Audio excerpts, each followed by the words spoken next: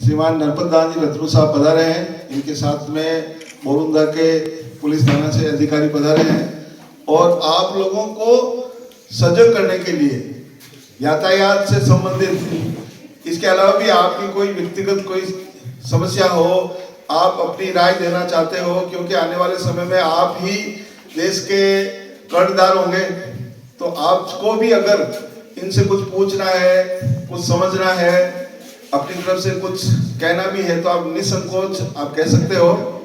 तो सबल परिवार की ओर से मैं आदरणीय नरपत दास जी रतरू सर का तहे दिल से स्वागत करता हूं कि आपने अपने पुलिस का जो कार्यक्रम होता है बहुत ही व्यस्त होता है, रात दिन सेवा करनी पड़ती है, तो इस व्यस्त कार्यक्रम से आपने सबल के लिए जो समय निकाला उसके लिए हम आपके आभारी हैं।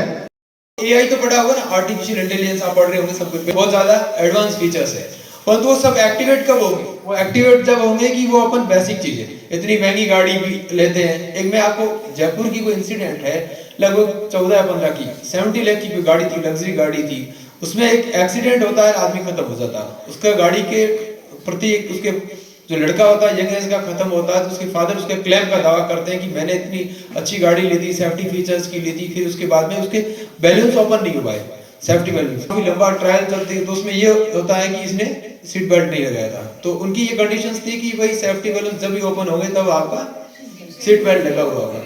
तो इस चीज को डिटरमाइन करना है। 4.5 लाख से ज्यादा पर ईयर डेथ होती है किसमें? रोड एक्सीडेंट के अंदर। इतनी वर्ल्ड पूरे में टेररिज्म के कारण भी नहीं होती, आतंकवाद के कारण भी नहीं होती।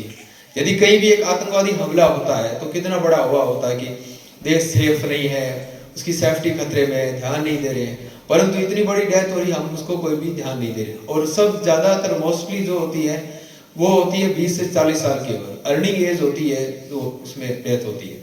वो ऐसी एज होती है, उसकी फैमिली का पूरी का सहारा वही होता है, उसके बाद में वो खत्म हो जाता है, तो पूरी फैमिली क्या हो जाती है? डिस्ट्रॉय हो जाती है। इसमें 3 जनरेशन डिस्ट्रॉय होती है। एक तो वो जो जनरेशन डेथ हुई वो, एक उसके पेरेंट्स जो उसके ऊपर डिपेंड है, एक वो कमिंग जनरेशंस जो उसके है, उसको ग्रो अप करना है, जिसके बच्चे हैं, वो पूरी, तो 3 जनरेशन उसमें डिस्ट्रॉय होती है। यदि एक आदमी की यंग एज के अंदर डेथ होती है तो उसकी 3 जनरेशन या फिर 3 पीढ़ियों का उसका क्या है कि इम्बैलेंसिंग हो जाती है।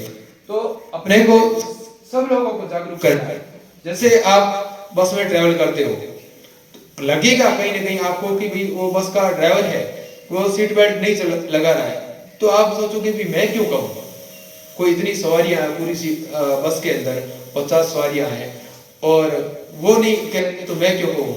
लोग ये कहेंगे कि शुरुआत तो कहीं से, कहने वाले को तो सभी पहचानते हैं, नहीं कहने वाले। भगत सिंह के टाइम में खूब सारी जनरेशन हुई होगी, खूब सारे लोग उस आदमी को आज 100 साल से ज्यादा होने वाले हैं और उसको क्यों पहचान रहे हैं? इसीलिए पहचान रहे हैं, उसने आवाज उठाई थी। तो ये भी अलग अलग समय की क्या होती है कि अलग अलग मोटोज होते हैं, अलग अलग जो गोल्स होते हैं। तो इस समय क्या है कि समाज को, जैसे स्वच्छ भारत अभियान चल रहा है तो उसमें सफाई का है, साफ, कोई गंदगी फैला रहा है तो उसमें अपन सोचते हैं कि भाई मेरा क्या लेना देना। तो अपने को, आप सब स्टूडेंट्स वहां से जर्म्स फैलते हैं, उसमें डिजीजेस होती है और अपने तक भी आती है, अपन भी तो उससे इन्फेक्टेड होते हैं ना।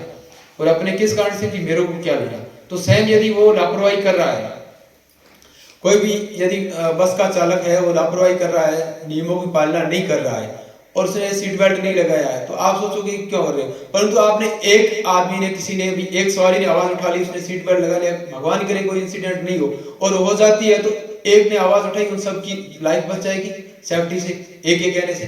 तो उस तरह से हम सबको आगे आना होगा। जैसे अब कुछ आप देख रहे हो ना कि जैसे पुलिस कहती है कि भी चालान काटेंगे, ये सब हम कार्रवाइयां करते हैं, बस एक हमारी रूटीन है, हमारा जॉब है।